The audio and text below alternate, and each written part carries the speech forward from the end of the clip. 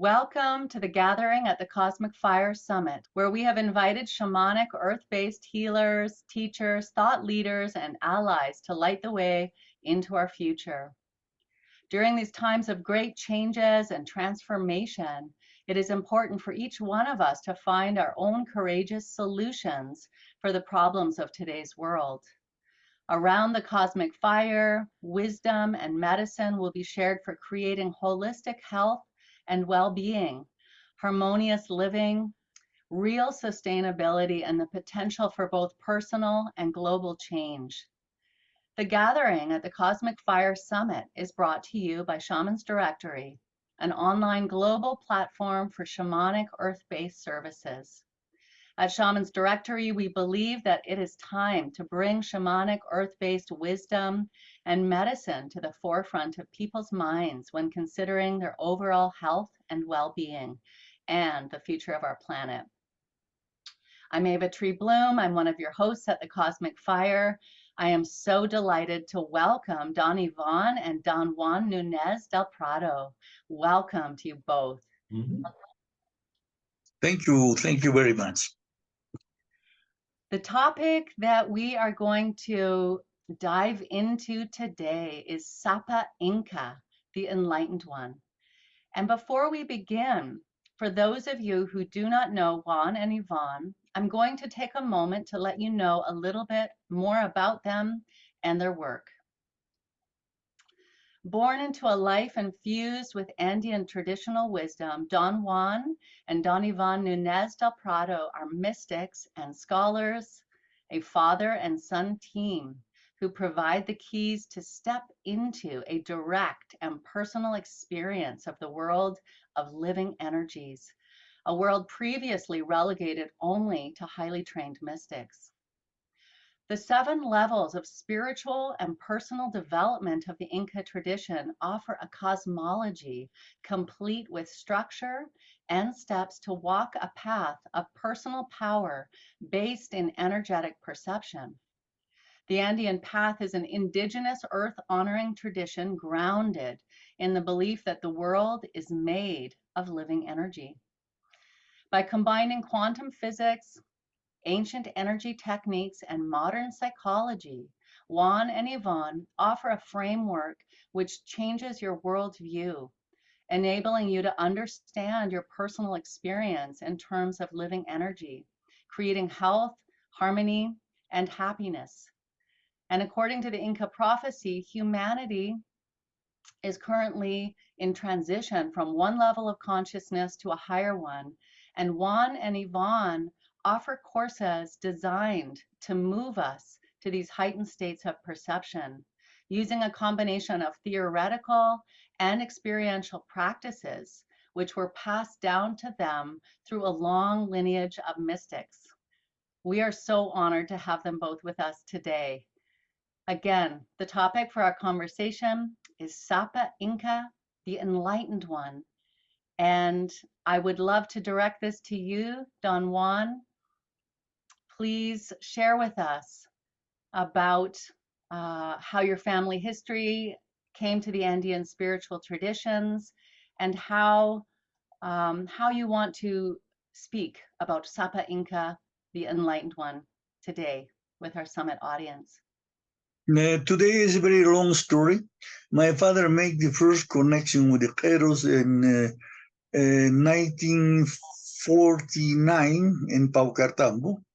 Then he went to visit him in 1955 in an expedition in which the first myth and prophecy of the Keros was discovered, the famous myth of Inkari. Then I stepped in that in 1968, studying the supernatural world of the Quechuas of the southern Peru. Then in 1979, I started academical research about the existence of Indian religious spiritual teachers, and I found the Pacos, who are masters, are teachers, healers, etc. and they are anchored in the tradition of the Inca Empire, like, as you know, was the most evolved society of all America until the 15th and 16th century. Then we continue working with them, but yet not in the position of an academics, but for an amazing experience I have in the first meeting with Don Benito, I become a follower of him, and it happened the same year, 1979, and we continue searching. We were initiated around 1986, and then we start to share the tradition. We started doing that in 61, and we continue doing that until today. Technically, we recovered the whole knowledge of the Andean Indian tradition. Well, this is extraordinary, and I will say that my life really changed with studying with both of you. And towards the end, we're going to hear more about all your offerings and your teachings. For now, I'd love to direct this to you, Yvonne. Can you tell us about the Inca seed and what is important for each one of us to understand about this concept as a practice and as an ongoing opportunity for evolution? Inca seed, it comes, of course, from the background. We are a culture, a tradition of farmers. So all our metaphors are really close related with nature, with seeds, with plants and trees. And so the Inca seed is a concept that is taught to us by the tradition. And it actually is a metaphor to talk about the human potential. The traditions say that every human being comes to this world with a seed inside. So it's the full human potential that it may develop across life.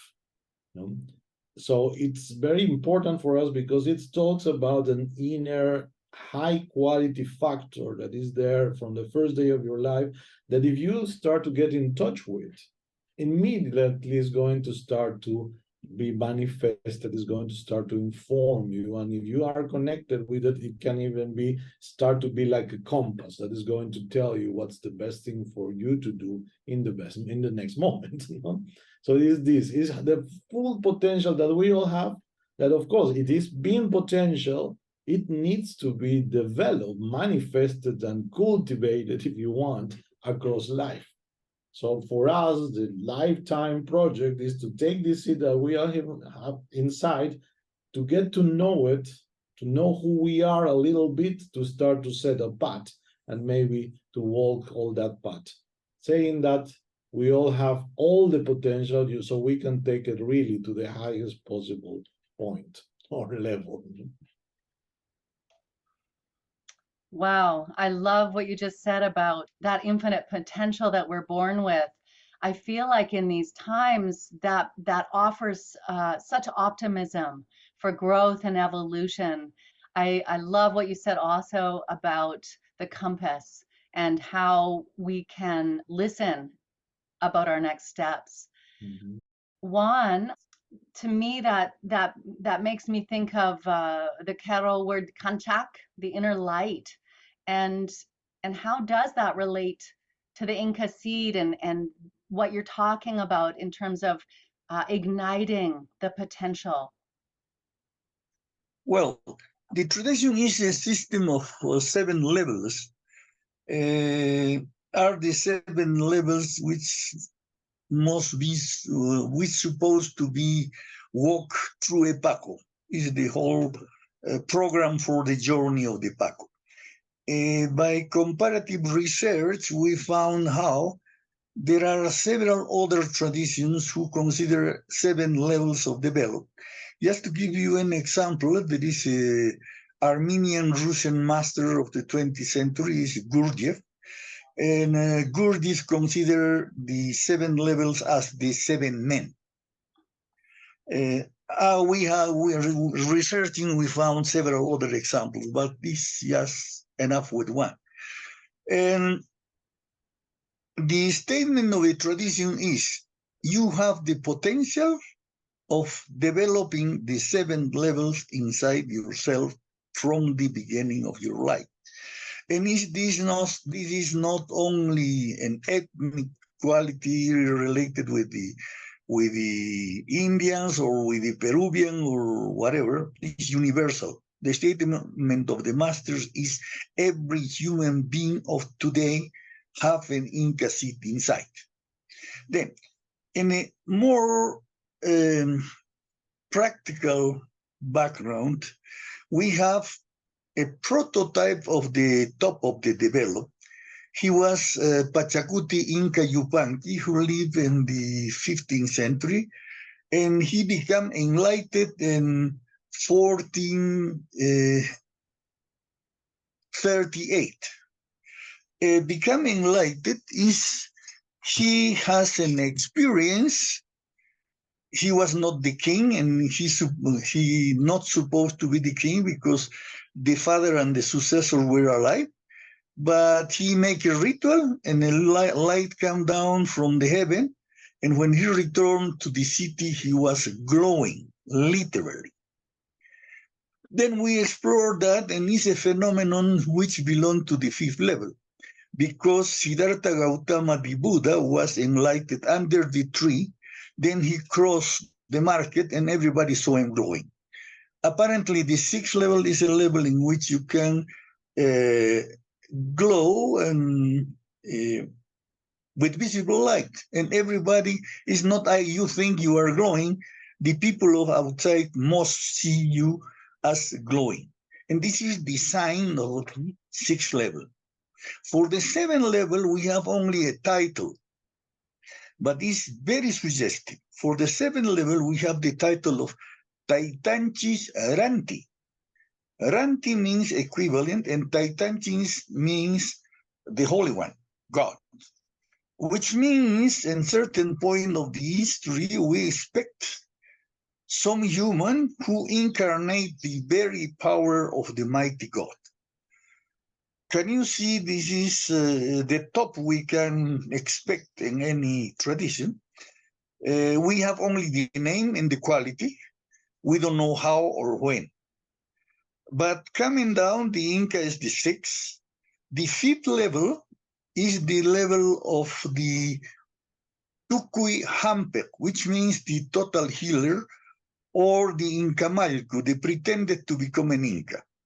And this person must be a healer who is capable to heal any disease in every circumstances, just with the touch of the hand. In the beginning, we thought this was an exaggeration, but we were searching in the comparative framework, and in the tantric tradition of the Buddhists, there is a statement about how the direct disciples of Buddha, of course, starting with Ananda, were able to do that. Only in the tantric tradition, because all the other traditions of the Buddhists are not interested in healings. Then, in the Christian tradition, you can find something like this. The apostles of Jesus start to heal everyone else and start to heal every disease, etc., after Pentecost.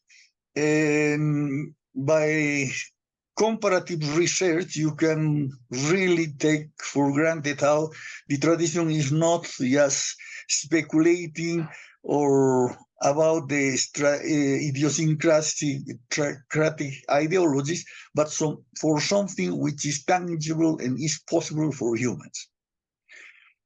Today, the masters say you can achieve and receive for the masters the first 4 levels.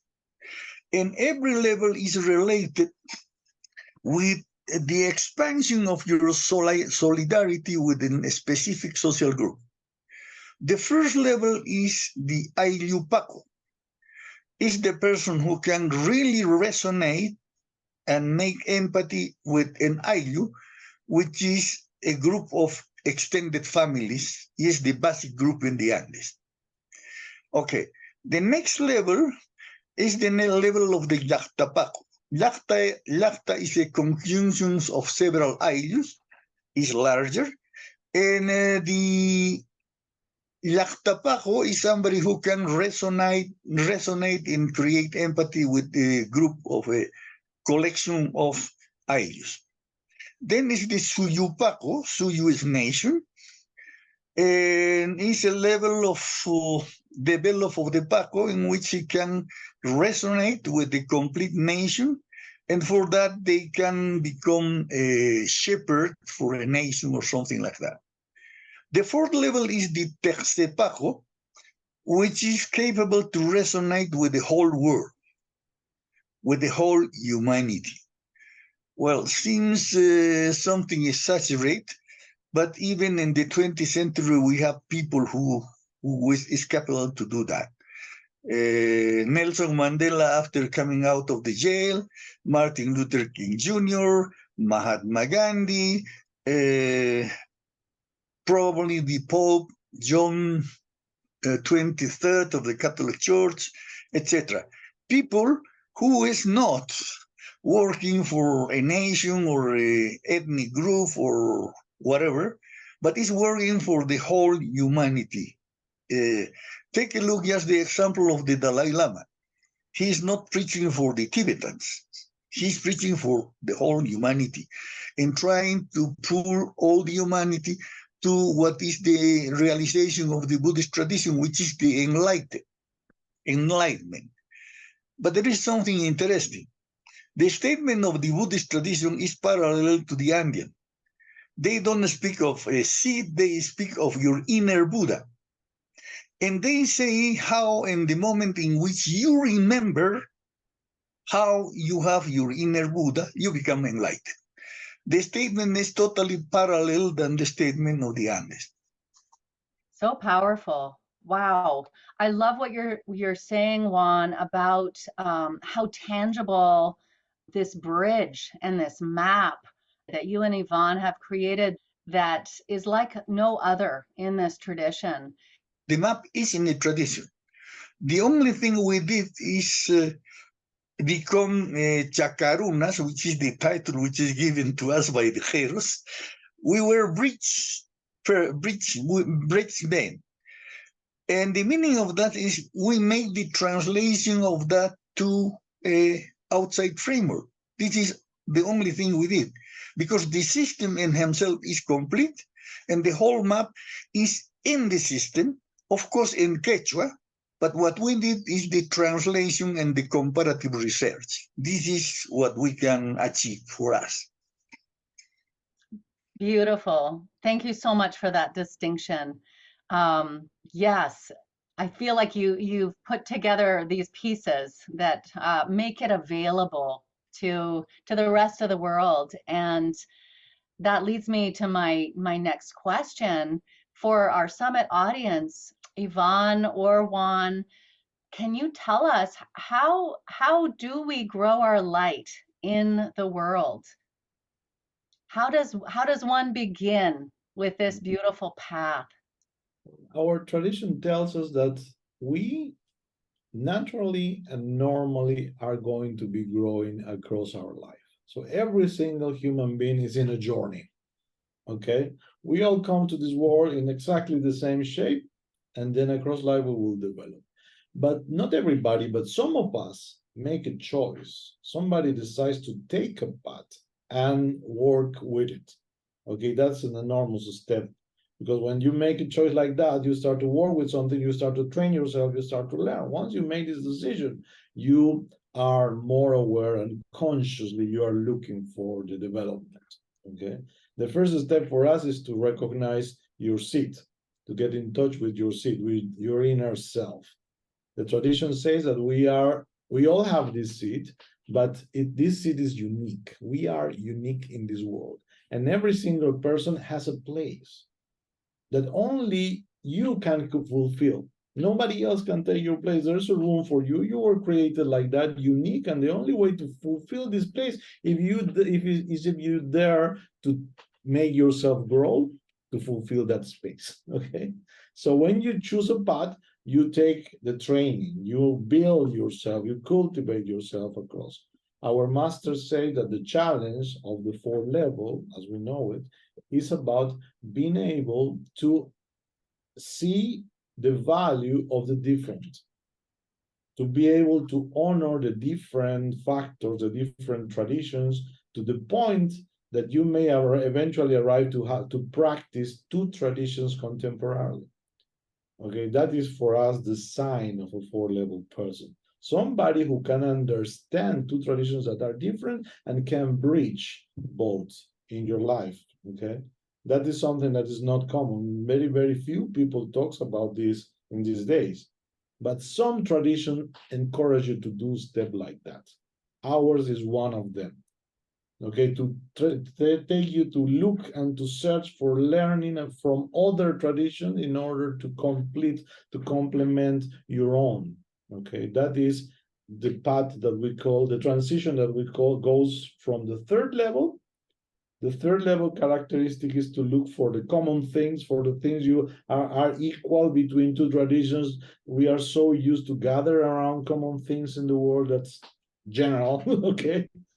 But the fourth level is about to search for the difference and to see how different another tradition is, to honor that and to try to learn from that.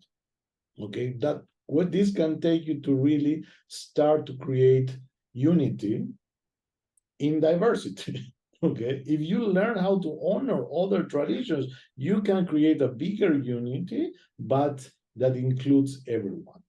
And that is the project of the fourth level for us. According to our tradition, as Juan said before, you can train yourself. You can be taught by a master, by a teacher, by a discipline or a spiritual tradition, how to do that. And every single tradition of the world is able to do that, because we have four-level people in all the traditions of the world. So we know that this is the transition that we are living now. We live in a world that is third level still. The whole works as a third level world. So we are just looking for common things, looking for just the things that we can connect and recognize immediately. The differences are not so evident. The differences need to be thought, the differences need to be learned. So that is what we are living now. If we manage to take this world to the fourth level, as is the challenge of our times. Now, our tradition says that we are going to enter a new age, which is called the Taripaipacha, or the time of the human understanding. And we all can be elements, the tools for building that in this world. That is the challenge. Mm. Wow, so powerful. I love that this is a weaving, that it's inclusive, that it's asking us to bring everything, open our inquiry, open our ability to meet and transform everything in life and make it part of our empowerment. And I think that really speaks to this ability that you're talking about to get to the fourth level, and you know, through discipline and through practice. Is this what you call Kausai Puri? Is this walking with life? And can you speak more about that? Well, before speaking about Kausai Puri, I want to suggest two visible examples of the same attitude and two different traditions. Gurdjieff again. He speaks about the Jnana Yoga, the Karma Yoga, and the Bhakti Yoga as the three approaches to the reality. 1, 2, 3. Okay?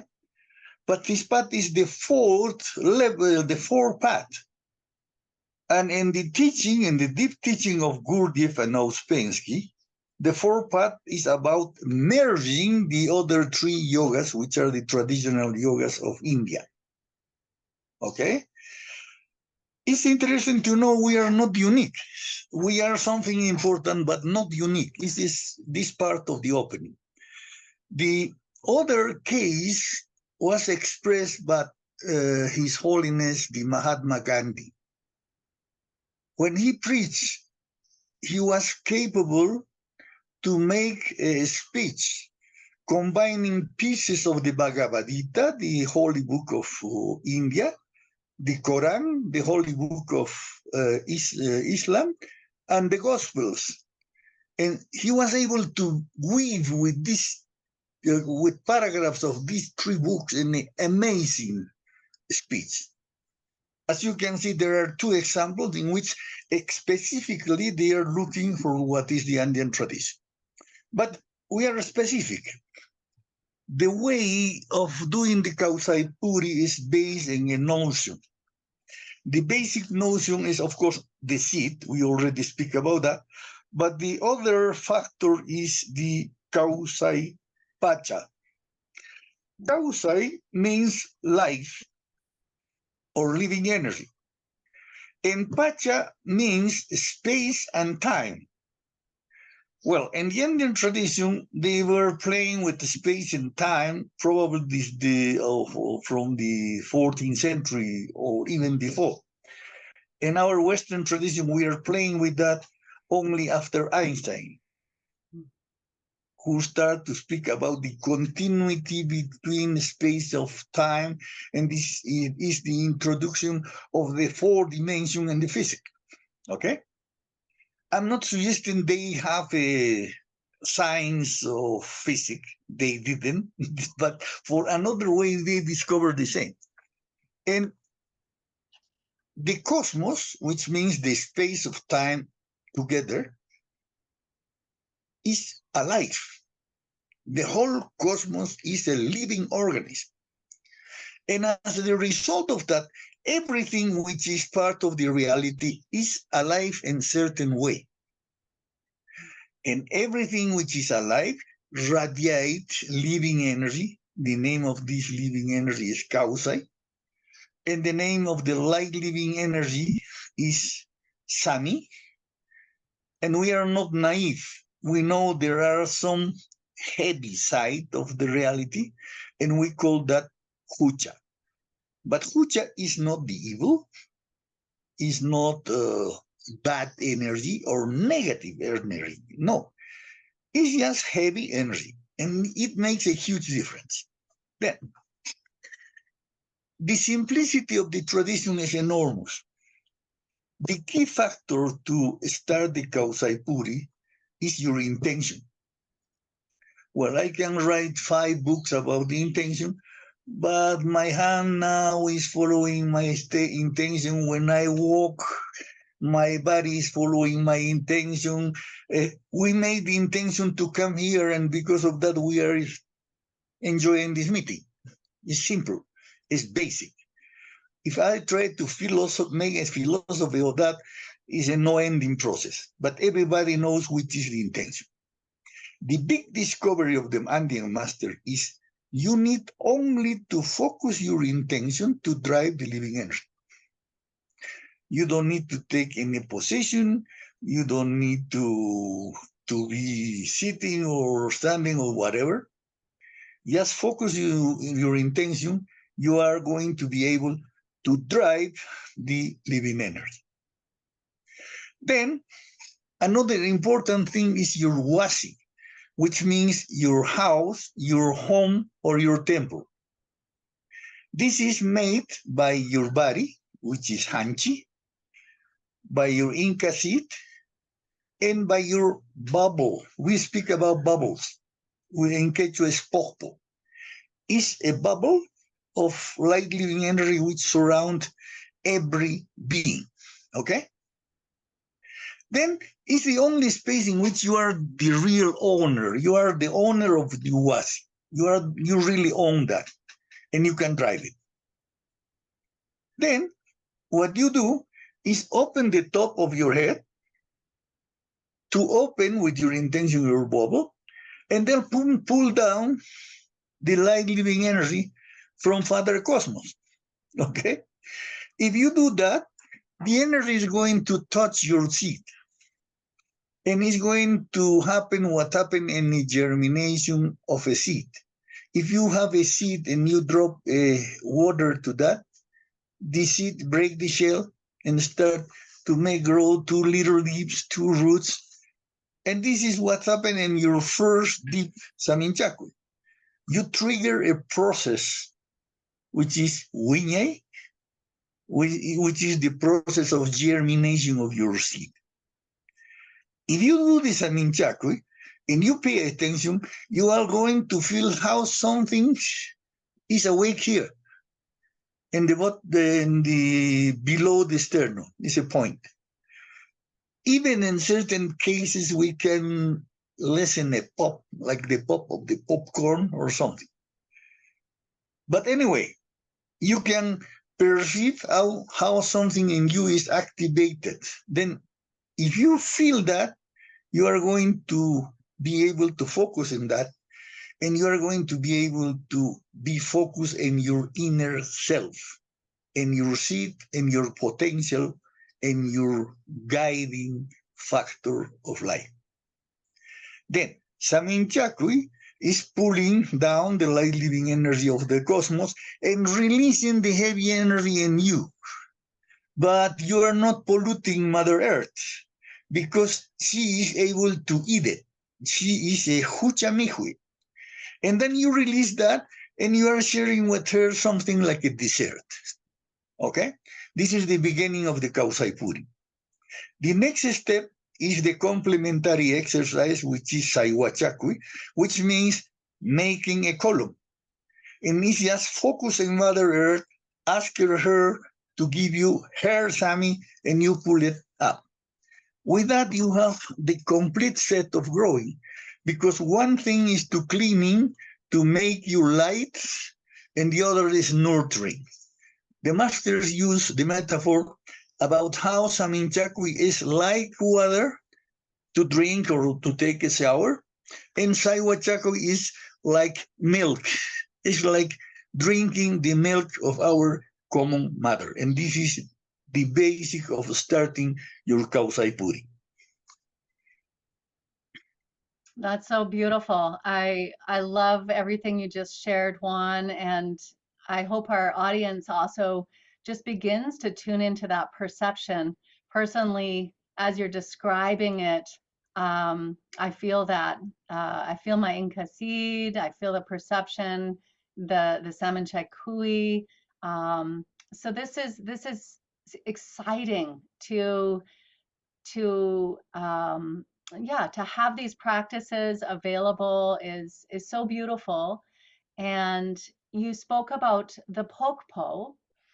So I thought I would loop back to that. I recall within the training that you spoke about the pokpo and the bubble being the size of capacity that we could expand to represented the size of our commitment. Or yeah, could you speak more about that? Yeah, the tradition teaches us that we all have this energy field. The image we use is poko, that means bubble. This bubble is like a soap bubble, something flexible, continuous, soft DC that moves and is okay, it's something really something. But it talks not only about personal bubbles, but also collective bubbles. So a community, a little town will have its bubble, okay? A region will have a bubble, a country will have a bubble, and finally the whole world will have a bubble. And then for us, from the point of view of the tradition, the project is to learn how to make your own personal bubble resonate with these different levels of higher and bigger bubbles. And while you are doing it, making yourself resonant with these realities, you are going to grow. Okay? So it's about commitment. Okay, the first step, the prototype of a first level person is a caring father or mother who takes care of a family and gives their life for them and do anything in their power to take care of this tiny little group. This kind of commitment can grow. Okay, and when we are talking the big 4-level people, like examples Juan just gave, is per people who is so committed with the humankind that they invest their lives trying to make the life of everyone's better. That is for us the fourth level. Okay, people who can really arrive to the level of commitment to be really looking and taking care of the humanity. And the tradition said we all can learn and we can be trained into that. Okay, this is what we do.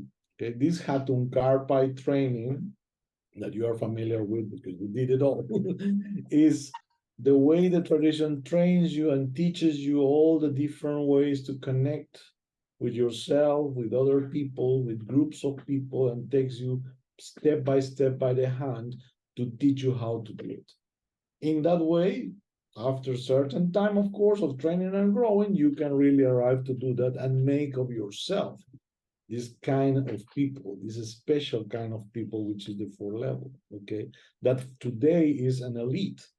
The top people in the world, the guides of the humanity, are people who think in those terms, people who's telling you, we are just one kind, we all are brothers and sisters, we have to take care of each other, you have to create unity, we have to take care of the earth, of the environment, because that's our home, that's the only one we have. Those ideas are all fourth-level ideas that come from this kind of awareness and this kind of connection. If you really are able to connect yourself with the energy of the humankind, you are going to find the words to express what this means. And that's exactly what the training can take you to do. Okay, this Hatun Karpa is about that. Taking somebody who has no experience, step by step, to learn how to build himself or herself into that kind of people. Those levels are ontological, okay? It's how who you are. You can make yourself that, okay? It's not an idea, it's not necessarily an ideology.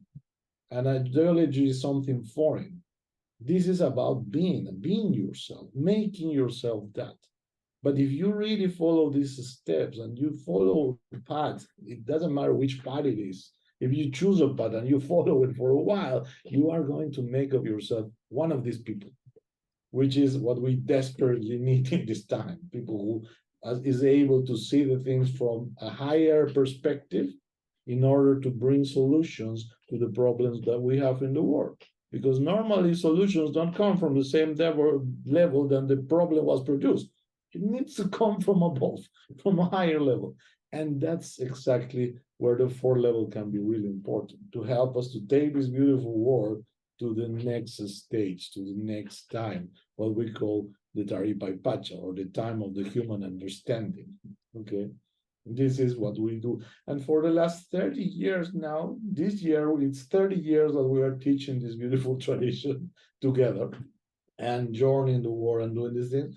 The project is that, just to share this way with people and to help them to become that kind of people who is so needed in this world today. Beautiful. Yvonne, thank you so much.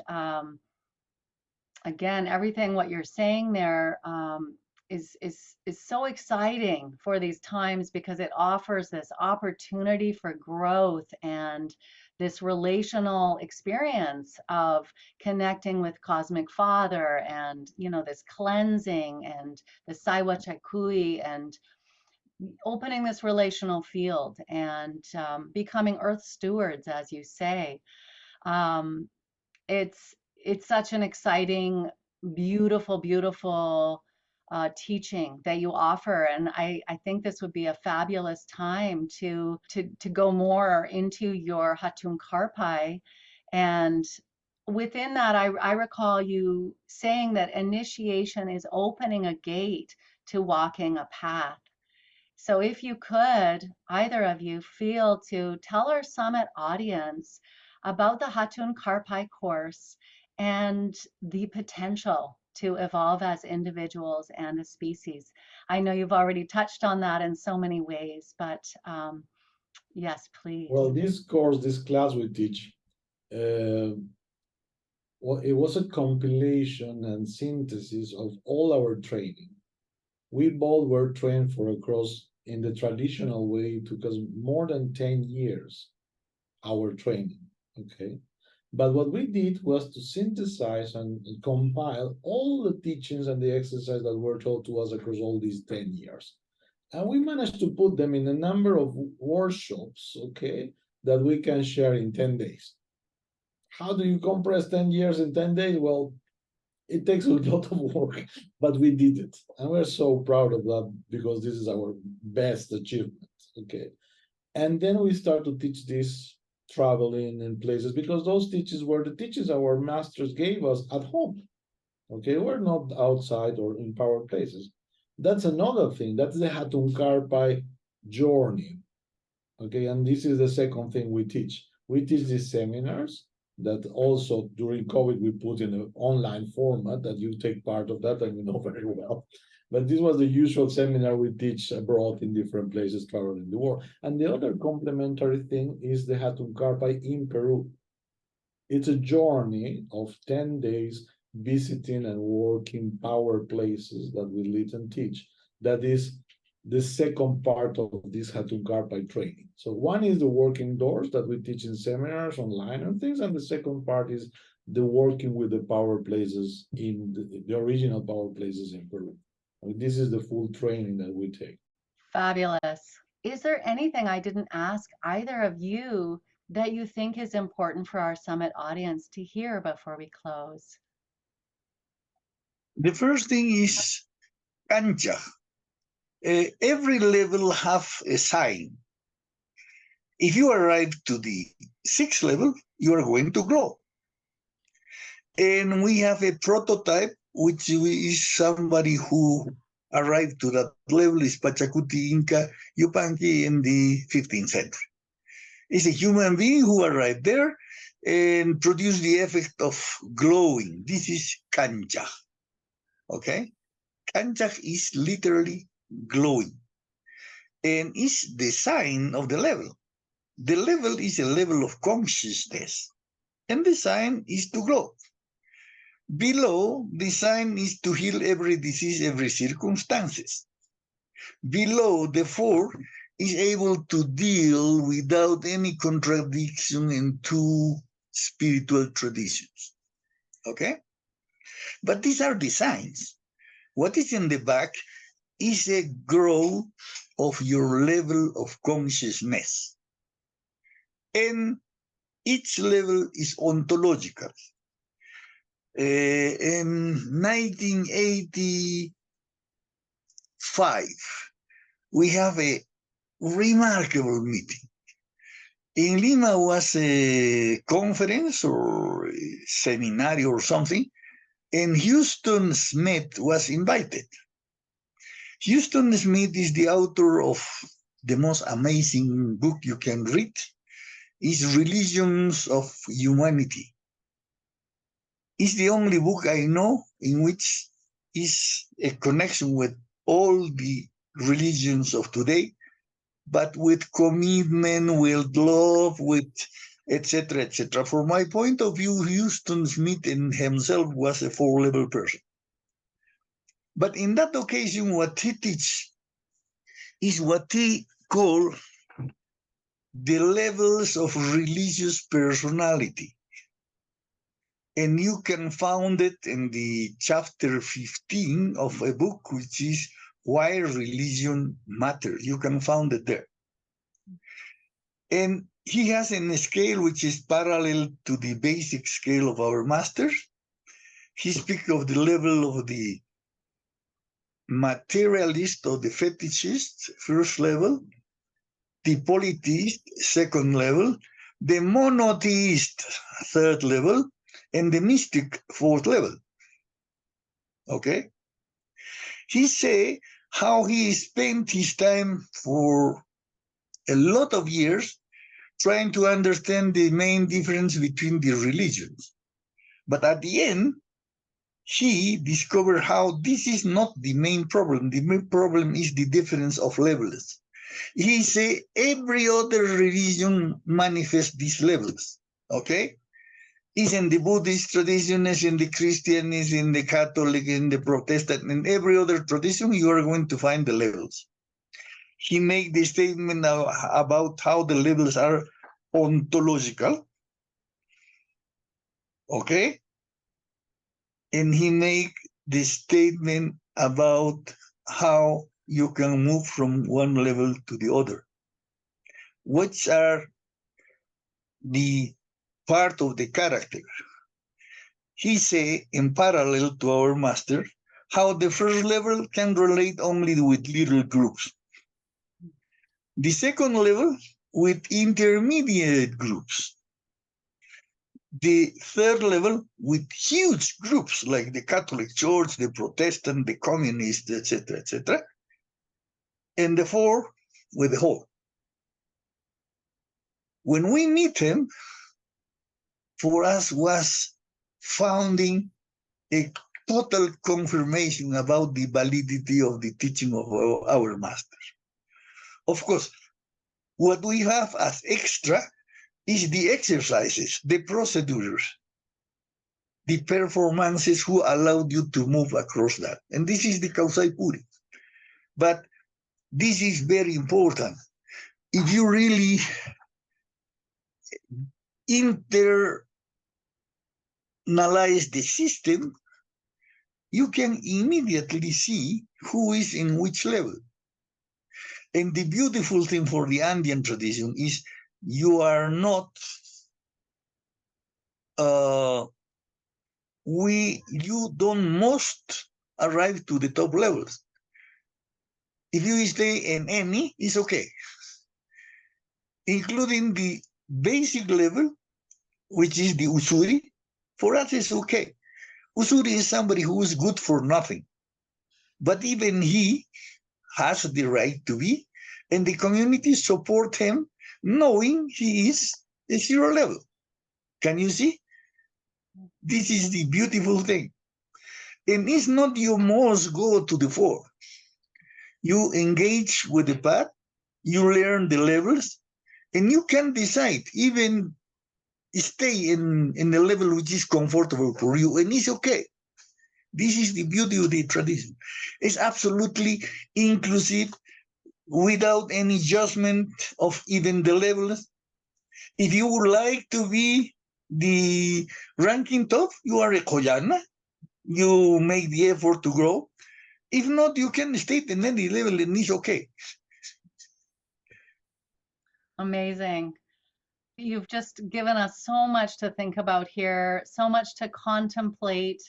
And I know that our summit audience would love to know about what is on the calendar for both of you. I know you teach internationally, live and online, as you said, with trips.